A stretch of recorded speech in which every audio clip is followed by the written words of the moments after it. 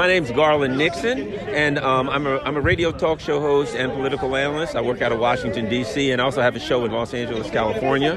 I think this is important. I think this is a historic event. And one of the reasons is that the ruling class, traditionally, they use social issues to divide us. They use ideological issues to divide everyday working class people who have so much in common.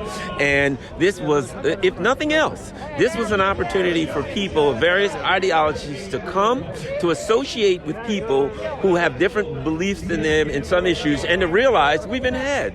To realize, you know what, they're just regular people. I was told that these people were crazy, that they were evil, that they wanted to eat me, But there's people from the Communist Party here. There's people from the Libertarian Institute. There's MAGA people. There's everybody, lefties like me you can think of, who are lefties but don't have some distinct group that I'm a member of. And I think it is important that people came together and associated. Also, there's leaders. We got Ron Paul here. We got Tulsi Gabbard here. We got Dennis Kucinich here, right? So we have people who are leaders of some of these ideological paradigms, as it were, who are highly respected, who people who weren't here will look at them and they'll say, well, if they were there, I like these people, it must be okay. And I think after this, you'll have people, not just big events, but people who do podcasts, people who do YouTube shows, who'll say, well, I'll bring somebody else on that I don't normally agree with to talk. So I think powerful things are going to happen from this.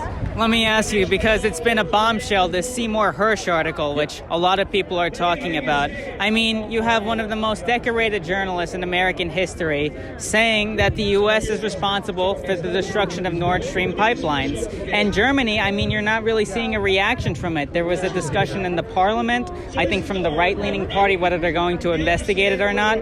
But tell me what you think the importance of this article is, and if it'll actually wake people up to the dire situation we're facing. Well, I think it's one of those things where it has revealed something that can't, it's once people see something, it can't be unseen. It's demonstrated what NATO really is. It's just an umbrella organization that the U.S. empire uses to take power of attorney for the European colonies, as it were. It's revealed here. Now we see Germany has no independent government. They have no sovereignty. They have no independence. They do what they're told, and if they're beaten up and punched around using coercive violence, they do not have the authority. Their government doesn't have the authority to say anything. Once that is exposed, you can't put that genie back in the bottle. So in the short term, it may appear that they've gotten away with it, but that's something that's going to eat away at the U.S. empire's relationship with its vassal colonies in Europe, and it's going to upset the people. So some people may think they got away with it, but it's growing, and we've heard from Seymour Hersh that there's more coming.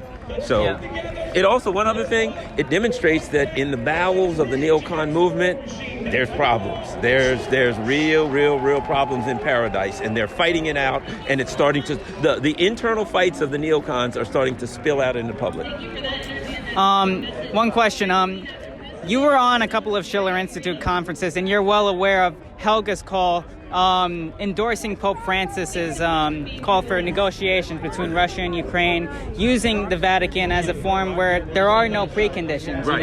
And that's absolutely essential. And as a result, we've gotten many different religious organizations, Pax Christi being one, that have called on to us, and they're actually going out and doing their own demonstrations in the spirit of creative nonviolence. And actually, I want to ask you about that, because I know you're very familiar with Paul Robeson and nonviolence, and I know you have a lot to say about this. What's the importance of this today, and how can people actually utilize it to create an anti-war movement and an end to this nuclear war drive? Well, let me say this. I think what Helga Zapp-LaRouche was doing is the same thing we're doing here. There are people that have issues with the Catholic Church or the Pope or whatever, but what she was doing is saying the critical issue here is that we address this war machine, that we address this threat to humanity, and that whatever issues you have with the Catholic Church or any other religious institution, put those aside. We have something that we need to resolve. And I think that was very important. And I think that is relative to what we're doing here. I think